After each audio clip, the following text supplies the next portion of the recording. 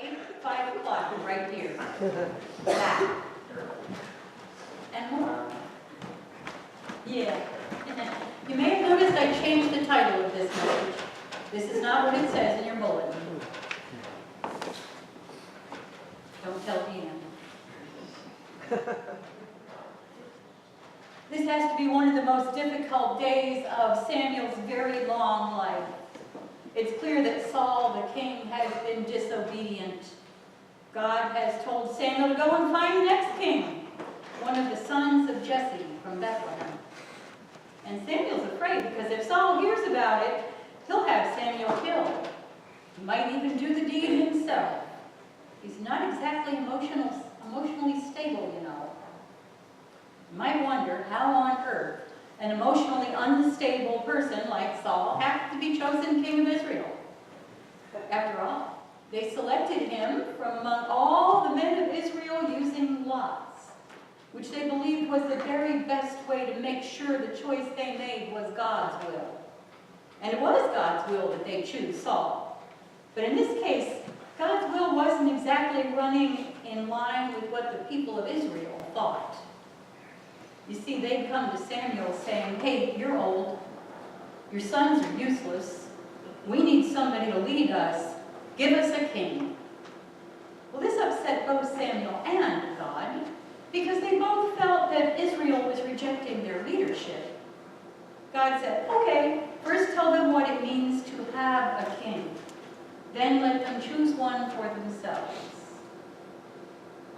So Samuel told them how kings behaved, about taxes and taking their daughters as servants and their sons as soldiers, and about all the excesses kings are prone to, and about all the abuses that kings had known to persecute on their people with.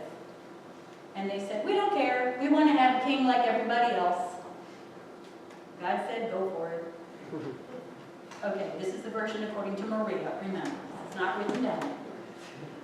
Then God, who knows everything, including who is best suited to be the first king of Israel, selected Saul to be anointed as king. And the people cast lots to determine which man of Israel was supposed to be their king, and surprise, it was Saul. Sidebar.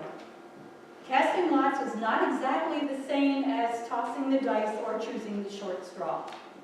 There was quite a bit of religious ceremony involved, as they firmly believed that God's hand was the one making the lots fall the right way in order for God's will to be made known. And indeed, God's will was made known in this case, although God's choice wasn't really what the people had been hoping for when they asked for a king. They'd figure that part out later. Saul thought that being a king meant he was the one in charge. And he was certainly very good at being in charge of the armies, defeating everybody he came up against. But he was disobedient to God. He made rash promises that bound even people who didn't know what he was saying, and almost got his son Jonathan killed. He wouldn't listen to Samuel. He even set up an altar and performed sacrifices to the Lord in Samuel's absence, even though he'd been told very specifically to wait for Samuel to come back. He acted as if he was a priest or a prophet. And God finally said, enough is enough. I have chosen another king to take over Israel from Saul. And so we arrive at today's story. And the myth of David, the shepherd boy. Next slide, please. Yes. David, the shepherd boy. Samuel has looked over all of Jesse's sons, or so he thought. There was one more, he was called the youngest, but he was out in the fields keeping the sheep. And from that one line comes the image of David as the innocent young shepherd, much beloved of people who illustrate children's books. We love the image of this young boy going up against the wisdom of all the warriors and the leaders of the armies, and even the king himself, to face the giant Goliath, armed with nothing but a slingshot. That is so awesome, right? God took this young man, a child really, and performed a miracle so that Israel could enjoy the victory. Or not. Consider this. The flocks that were Jesse's youngest son's responsibility represented a large portion of the clan's wealth. He would be out in the fields with them for weeks, maybe even months at a time. He would help ewes deliver their lambs. He would chase down any of the silly things that wandered off and got lost. And for those of you who don't know sheep, they are not the brightest creatures in God's creation. And he protected them from dangers, from lions and tigers and bears. Oh my. I knew somebody was going to say that. Okay, not tigers. There were no tigers there. But hear what the Bible has to say about the David who was eventually presented to Samuel. Now he was ruddy and had beautiful eyes and was handsome. And then a few verses later, beyond where Nathan so ably read, when Saul asked someone to find him a skilled musician to help combat the evil spirits tormenting him, one of the young men answered, I have seen the son of Jesse the Bethlehemite, who is skillful in playing, a man of valor, a warrior, prudent in speech, and a man of good presence, and the Lord is with him. Next slide, please. An accomplished musician, a skilled warrior, proficient in the use of the sling, a man of valor, not a child, not an adorable shepherd boy, a man who had God's favor from this day forward. I know, I hate killing myths, I really do, because I love myths and legends. You should have seen me when I first learned that the legend of Paul Bunyan and Babe the Blue Ox was an advertising gimmick. I was devastated. I was a bit disappointed when these truths about David were pointed out to me too, but we all have to grow up sometime, I suppose. Probably. Maybe. Okay.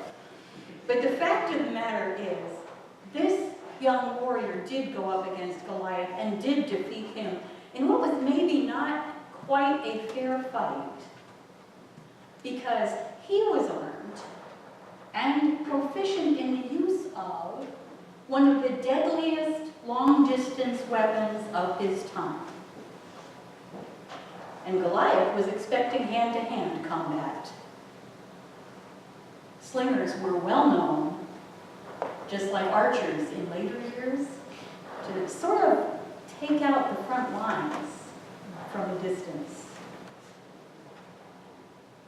I know, another myth bites the dust. I'm sorry. Not sorry. But that's really not the point of today's story. The point of today's story is that Samuel listened to God. Samuel listened to God and went to Bethlehem even though he was fearful. He was rightfully worried that Saul would kill him if he thought that Samuel was off looking for the next king, because he really probably wasn't going to be willing to give it up anytime soon. Samuel listened to God and passed over the first strong and attractive oldest son of Jesse, and the second one, and the third one, and all of the seven who were presented to him, because no matter how suitable they may have seemed to him, people look on the outside, God looks on the inside, and God knew which one was the right one, and it wasn't one of them.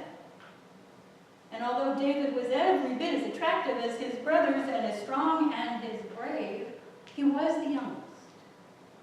And the youngest son was rarely ever the one receiving the greatest blessing.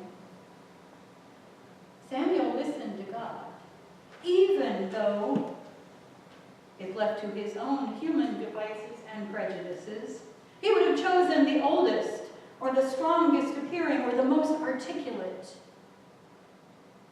Later, as we all know because we read the Bible, we are people of the book after all, David would be disobedient. He would commit terrible sins. He would even be denied permission to build the temple for God. But he never lost God's favor. Not from that day forward. He was always a man after God's own heart. He always listened when God spoke to him. Sometimes it took him a while, but he always listened. We have no idea who God is going to choose to do God's work. God has made a lot of very strange choices. Rahab, a prostitute, helped the people of Israel defeat the city of Jericho, where she lived. Ruth, a Moabite, became an ancestor of David. Martin Luther King Jr., who really only wanted to be a pastor of his church, a church which, by the way, had fired his predecessor for excessive activism, became the leader of the civil rights movement. An Albanian nun who expected to teach in a convent school her whole life was called by God to go work with the poor in Calcutta and is now known as Saint Teresa. So many of God's choices seem strange to us. Seems strange to me. Because, being here just is strange to me. Still. But every choice that God makes is the right choice. Even if the outcome isn't exactly what was expected, as was the case with Saul, God's choice is always the right one. God's direction is always the right direction. And we should always listen.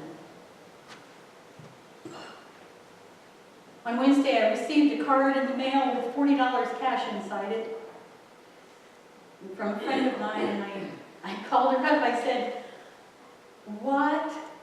Why are you sending me money?" And she said, "I was told to send it to you so that you could let your light shine." Well, I'd already gotten my headlight fixed, so it wasn't really. Although that is what she thought. So I took it with me to the MDA lockup the very next day, and the light of that gift will shine to benefit some child with muscular dystrophy. When you hear God speaking to you, when that still small voice whispers in the back of your head, or when you're hit upside the head with a God-by-4, as happens to me much more often than actually listening to this still small voice, listen. Even if it seems like a very strange direction, listen. Even if the idea of doing what God calls you to do is frightening, as it was to Samuel, listen. Because the good news from today's passage is this: God chooses whom God will. And even if we feel unworthy, even if we think we aren't good enough, even if we're pretty sure somebody else can do the job better, even if we're afraid to step out, even if we think we are not the right kind of person to do whatever it is that voice tells us to do, God's choices to be His hands and feet and voice in the world are always the right choices. There is no right or wrong kind of person given to serve God's people in the world. Go out then without fear and do all that stuff that He called you to do. For God is with you.